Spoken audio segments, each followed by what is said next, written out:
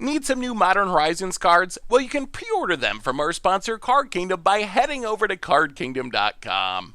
Hello everyone, it's Seth, probably better known as Saffron Olive, and today, thanks to Wizards being awesome, we have a super sweet Modern Horizons 2 preview card to show off for y'all that combines together a couple of my favorite things in all of Magic.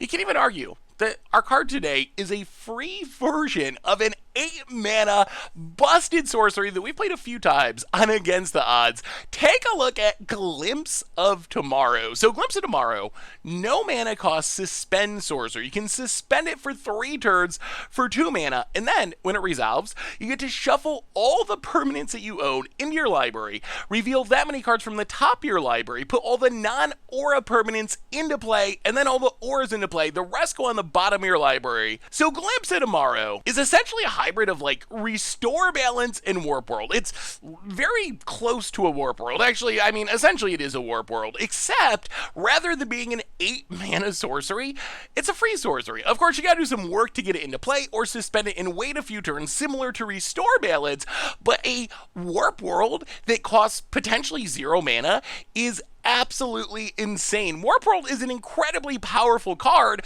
The problem is it's 8 mana, so it's really hard to get to 8 mana in Modern, but if you resolve it, it can do busted things. I mean, the big difference between Warp World and Wheel of Fate, which is a bit of a drawback, is it does only hit your stuff, so you can't wreck your opponent, but even with this in mind, I think that Glimpse of Tomorrow can do some really busted things. So with cards like Glimpse of Tomorrow, obviously, you can suspend them. That is a thing that occasionally happens. I mean, if you look at older versions of this card, of sorceries with suspend and no mana cost, they do occasionally get suspended. Like, every once in a while, you see a Living End get suspended or a Restore Balance. But for the most part, these cards are cheated into play by other means, which I think will be the main purpose of Glimpse of Tomorrow as well. So how do you get a Glimpse of Tomorrow into play without waiting a whole bunch of turns? The answer is twofold. First, one trick is Cascade spells. Like, if you can build your deck. So Glimpse of Tomorrow is the only card that costs 2 or less mana in your deck. When you Violent Outburst, Ardent Plea, Demonic Dread, you know you're going to hit Glimpse of Tomorrow and end up with your Warp World, your personal Warp World. Of course, the problem with this plan is for Glimpse of Tomorrow to be good, you want a lot of permanents on the battlefield, and it's probably going to be hard to build a deck that has everything 3 mana value or higher and still flood the board with permanents. But thankfully, there's even a better plan. I would assume the most common way and best way to build around Glimpse of Tomorrow is going to be As Foretold and maybe Electro Dominance, and really you could use like Bring to Light, Carry Zev's Expertise, essentially anything that lets you play a spell without paying its mana cost is going to let you cast Glimpse of Tomorrow and get around suspending and waiting those 3 turns. I think As Foretold is definitely the best. It is a permanent itself, which is what you want in your Glimpse of Tomorrow deck, plus you can just do it right away with no shenanigans. You just play As Foretold, play your Glimpse of Tomorrow, Warp World, hopefully proceed to win the game. So let's assume we actually resolve a Glimpse of Tomorrow. How are we building our deck to take advantage of it? The number one answer, I think, and there's 2 plans I think that can work, but the number one plan is to use it like a Warp World. If you look at Warp World wants the same thing as Glimpse of Tomorrow. It wants you to have a lot of permanents on the battlefield. The easiest way to do this is to play permanents that make multiple permanents. Like, let's say on turn 1 you play a Mana Dork, turn 2 you suspend your Glimpse of Tomorrow, turn 3 you Tireless Tracker, fetch land, crack it, get 2 clues, turn 4 you have your Tireless Tracker, fetch land, crack it, get 2 more clues. You can easily set yourself up so when Glimpse of Tomorrow comes off suspend on turn 5, you're going to have 10 plus permanents on the battlefield, which is a lot of spins to hit really big, powerful thing. Also, like Primeval Titan, I mean, it's a permanent that puts 2 lands on the battlefield.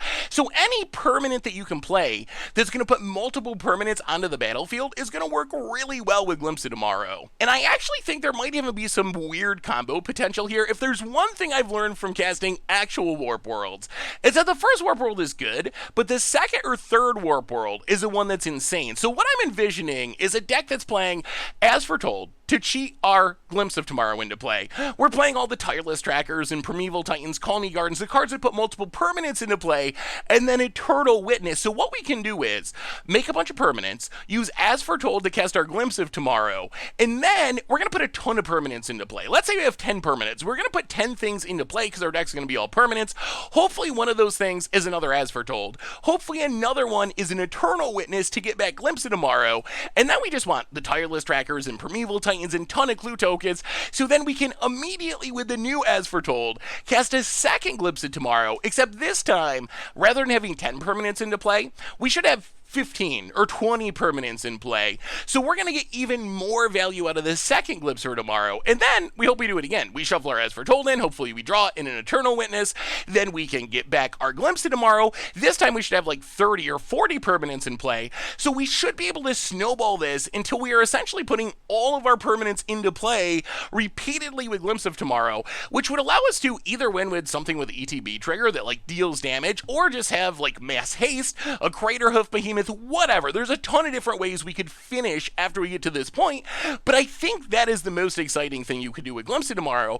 You can do a similar thing with Warp World. The problem with Warp World is it's so much mana. Glimpse of Tomorrow can do this way, way faster, which makes it way more scary, way more consistent, way more able to compete with the speed of the modern format. The other way I think you could build around Glimpse of Tomorrow is just play big things. Like, let's say you have a deck that has 4 Emeralds, 4 Ugins, 4 Ulamogs, and you don't do anything at the beginning of the game. Maybe you play 1 permanent, but you suspend your Glimpse of Tomorrow on turn 2.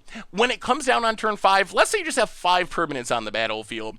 In that scenario, with 12 big finishers in the deck, you're like 70%, almost 70%, I think it's 68%, to hit one of your finishers, and then you just get a massive Emrakul and trust that's going to win you the game. If you can get up to like 10 permanents with maybe Tireless Tracker or whatever shenanigans, then the odds are like 90% to hit a finisher, and then odds are actually in favor of you hitting 2 finishers. If you get an Ugin and an Emrakul, how are you possibly going to lose? So that's the other way to go about it. Rather than trying to flood the board with permanents, you can flood your deck with big things that you want to hit and just trust that the math is going to work out and that you're going to hit at least 1 or 2 of your big things, even if you don't have a ton of permanents on the battlefield. So how good is Glimpse of Tomorrow? That's a question. Like, that's what you can do with it. That's how you can play it. Those are the tricks for cheating into play. Is this going to be a good card? I really don't know the answer. On one hand, I'm not sure I've ever lost a game where I resolved a Warp World, and I'm almost certain I've never lost a game where I resolved 2 Warp Worlds. And even though we don't get to wreck our opponent with Glimpse of Tomorrow like we do with Warp World, it is still an incredibly powerful effect that should be able to win us the game, and it's way, way cheaper than an actual Warp World. On the other hand, there are some hoops to jump through. Like, the suspend aspect is a little bit risky. Like, suspending it on turn 2 is probably fine, but what if we don't have it in our opening hand and we draw it on turn 4 or turn 5? Are we really going to be alive on turn 6 or 7 or 8 for it to come off suspend? Also, if we suspend this, it does kind of tell our opponent, like, wow, we better do something. Like, we better kill our opponent, or we better wrath their board to minimize our permanents, because something pretty bad probably is going to happen to us when Glimpse comes off suspend. So is it going to be a competitive card? I'm really not sure. I think the potential's there. This could do some really explosive, crazy things. We know how to cheat it into play. We know how to build around it from other cards, the other no mana cost suspend sorceries, from Warp World. So we know the possibilities of this card, and the possibilities are there.